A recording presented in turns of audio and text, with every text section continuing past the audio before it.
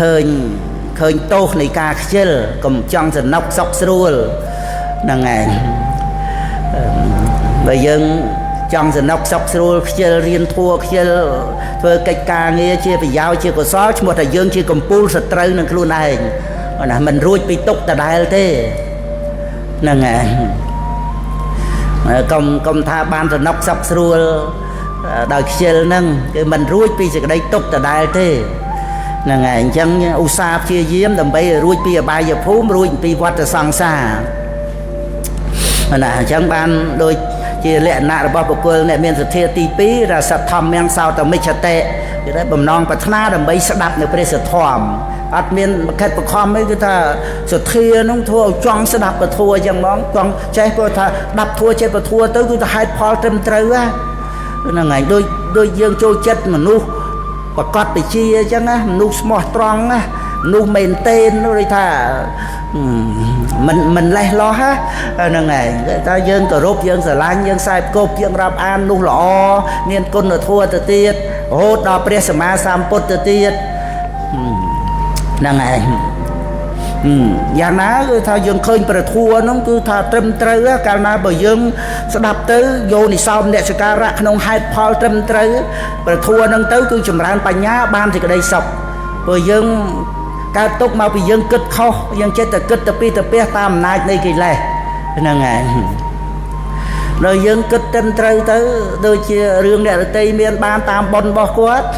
ហើយក៏សុខទៅតាមសភាពរបស់គាត់យើងសុខតាមរបៀបរបស់យើងហ្នឹងហើយសុខហើយតើរបៀបរបស់យើងហ្នឹងព្រោះជាសេចក្តីសុខផ្លូវចិត្តមិនចាំបាច់អ្វីសម្បូរបែបលហឹបលហៈទេរឿងវត្ថុសម្បត្តិមកលមុំដើម្បីរស់ប៉ុន្តែឲ្យសម្បូរទៅដោយធម្មសម្បត្តិអីណែដល់ទៅមានធម្មសម្បត្តិផ្លូវចិត្តយើងទទួលសេចក្តីសុខបានហ្នឹងហើយពិសេសដោយសារធម្មសម្បត្តិជាសេចក្តីសុខប្រសិជ្ជៈទោសទៀតហ្នឹងយើងមានហេតុផលដែលសម្រាប់យើងយល់តាមហេតុផលហ្នឹងទៅបញ្ញាចម្រើនឡើងណាគឺថាអប់រំចិត្តព្រមទៅតាមសេចក្តីពិតនៃលោកហ្នឹងបានជាចង់ស្ដាប់ព្រះសទ្ធម្មហ្នឹងហើយទី3វិនយៈមច្ឆេរមេលាំងគឺថាលក្ខណៈបុគ្គលដែលមានសទ្ធាហ្នឹងគឺថាកំចាត់បងនៅមន្ទិលគឺសេចក្តីកំណាញ់ហ្នឹងឯងមានដៃលាងស្អាតដោយសទ្ធាហ្នឹងហើយបានលាងដៃហ្នឹងក្នុងការធ្វើទានហ្នឹងប្រកបដោយសទ្ធាហ្នឹងឯងដូចក្នុងពុទ្ធបូជាអីហ្នឹងមានពុទ្ធបរិស័ទយើងខ្លះហ្នឹងឯងទាំងបព្វជិតក៏មានទាំងហ្នឹងឯងដូចថាដូចលោកមានតាប្រតិតោះជាមួយនឹងពុទ្ធបូជាដូចហេតុដាក់ពុទ្ធបូជាអីចឹងណានឹងឬក៏ដូចជាការកសាងពុទ្ធបរិមាមាសអីផ្សេងអីចឹងណាដោយទាំងលោកម្ចាស់ទាំងបាសកបាសិកាយើងខ្លះហ្នឹងមិននិយាយពីអ្នកខាងក្រៅពុទ្ធសាសនាទេគឺថាពិចារណាមករឿងហ្នឹងត្រង់ថាព្រះអង្គលះបង់អស់ហើយតើមាសប្រាក់លុយកាក់អីទាំងអស់ហ្នឹងហើយយើងទៅបូជាព្រះអង្គស្អីហ្នឹងហើយ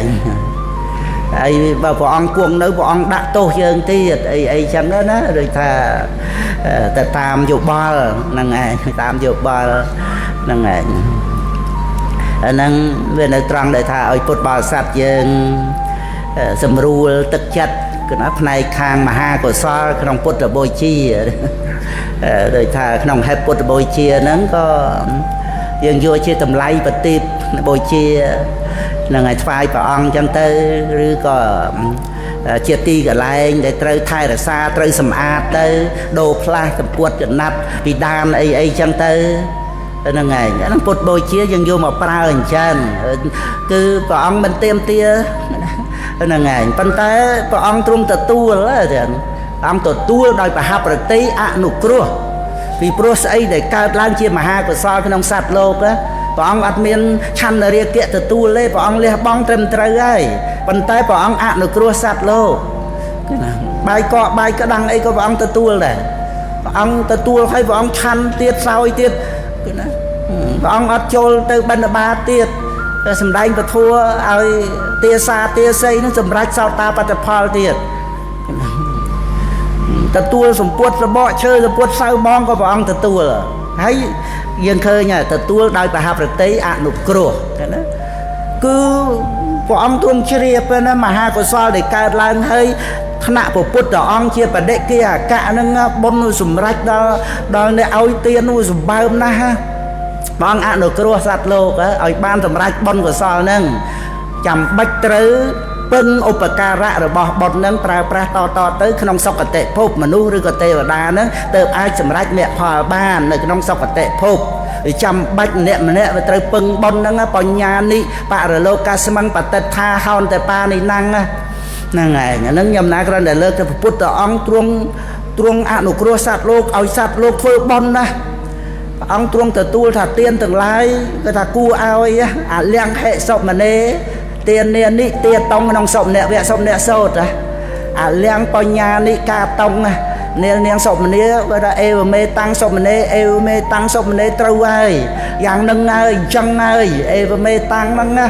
ម្នាងសុមនីទានទាំងឡាយគួរឲ្យបុណ្យទាំងឡាយគួរធ្វើហើយបើព្រះពុទ្ធអង្គថាគួរហើយណាថានៅនឹងបើនេះព្រះពុទ្ធអង្គហ្នឹងហើយបានព្រះអង្គប្រកាសថាម៉េចបានគួរថាមកអំពីទេវភូតសពៈឧបការានិបញ្ញានិមនុស្សភូតសពៈឧបការានិបញ្ញានិបព្វជិតសពៈឧបការានិបញ្ញានិបុណ្យទាំងឡាយហ្នឹងជាឧបការៈដល់អ្នកដែលកើតជាទេវតាផងដល់អ្នកដែលកើតជាមនុស្សផងដល់អ្នកដែលចូលកាន់ប្រភ្នោះផងហ្នឹងហើយបើចាំបាច់ត្រូវការប្រើប្រាស់ឧបការៈពីបុណ្យហ្នឹងមែនទេទៅណាអត់មានឧបការៈពីបុណ្យគឺតទេស្អាតអត់មានអីដើម្បីប្រព្រឹត្តព្រមចរិយធម៌ហ្នឹងហើយដូច្នេះមនុស្សយើងច្រើនណាស់ដែលរស់នៅបានដោយសារបុណ្យប៉ុន្តែអត់អរគុណបុណ្យថាមកពីខ្ញុំឆ្លាតទេណាបានខ្ញុំរស់ទូទានមានបានហ្នឹងមានបុណ្យមានអីទេខ្ញុំជឿទេហ្នឹងហើយគាត់និយាយចឹងហ្មងហ្នឹង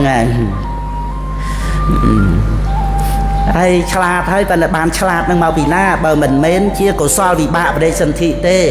គោក្របីកាយឆ្មាដំរីអីហ្នឹងមកឆ្លាតដូចគាត់ដែរហើយគោក្របីដំរីកាយឆ្មាហ្នឹងមិនថាអាហ្នឹងគឺវាមានអន្តរាយត្រង់ដែលអកុសលវិបាកបដិសន្ធិប្រវាំងអកុសលវិបាកវាមិនអាចមកឆ្លាតបានទេបើអន្តរាយកន្លែងហ្នឹងតែវិបាកអន្តរាយកៈធัวចឹង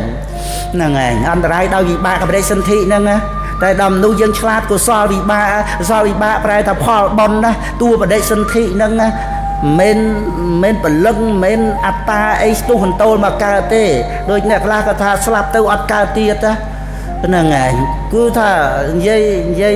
ឲ្យជាប់ទៅថារមិលគុណបុណ្យហ្នឹងហើយបុណ្យឲ្យរស់ក៏ស្រឡាញ់ការរស់ប៉ុន្តែក៏អត់ជឿបុណ្យ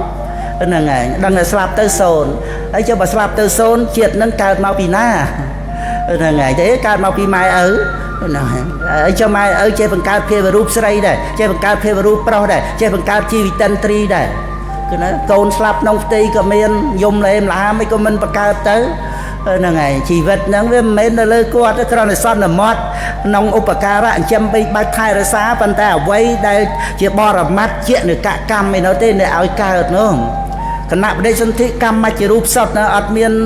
ចិត្តតែជារូបអត្តជារូបអាហារជារូបផងហើយនាមធម៌មានវិបាកទៀតផលវិបាករបស់កម្មសត្វហ្នឹងឧបបត្តិភពអង្គធัวនៃឧបបត្តិភពគឺ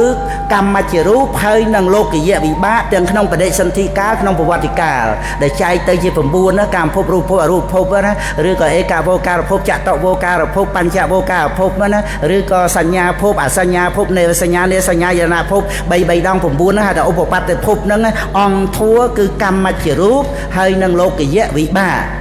ទាំងក្នុងបដិសន្ធិកាលក្នុងប្រវត្តិកាលព្រោះកម្មជាបច្ច័យហើយតែកម្មភពនិងឧបបត្តិភពហ្នឹងអង្គធัวក្នុងបដិច្ចសមុបាទធัวទាំងបណ្ណាអង្គធัวទាំងអស់ហ្នឹងមើលក្នុងបច្ចយាការវិភាំងទាំងហ្នឹងហើយអញ្ចឹងមើលគឺថាយើងមានកម្មសកតាសទ្ធាហ្នឹងយើងដឹងថាជីវិតនេះដោយភ្នែកជាចំហអណ្ដាតប្រសាទកាយអីនេះកម្មជារូបហើយមិនមែនកម្មហ្នឹងនាំឲ្យកើតហើយខិតខេនៅតាំងពីកើតរហូតមកឥឡូវទេណាគឺថាកើតហើយវារលត់ណាសង្ខារធัวហ្នឹងប៉ុន្តែបុណ្យហ្នឹងជាបច្ច័យណាជាបច្ច័យ ឲ្យកើតតមកទៀតដូចភ្លើងកំពុងឆេះអញ្ចឹងអារលត់យើងមើលឃើញទេហ្នឹងហើយប៉ុន្តែរលត់ណាដោយសារវាកើតតជាប់គ្នាទៅយើងមើលឃើញឯភ្នែកយើងនោះតែយើងគិតឃើញតែហ្នឹងហើយគិតឃើញតើណាដឹងថាវាអស់ភ្លើងណាហ្នឹងហើយដូចទៀនយើងឲ្យចឹងដូចព្រៃយើងដុតពីកើតរៀលទៅលិចចឹងមិនមែនអាអណ្ដាតភ្លើងខាងកើតហ្នឹងទៅឆេះនៅអាខាងលិចទេណាគេថាវាឆេះនៅខាងកើតវារលត់ប៉ុន្តែវារៀលវាឆេះតទៀនក៏ឆេះតបន្តិចចង្គៀងអស់ប្រេងគេថាវាឆេះតអាឆេះមុនរលត់ហ្នឹងឯងជីវិតយើងរស់នៅរាល់ថ្ងៃហ្នឹងបុណ្យជាឧបការៈរហូតហើយបុណ្យនៅណាចិត្ត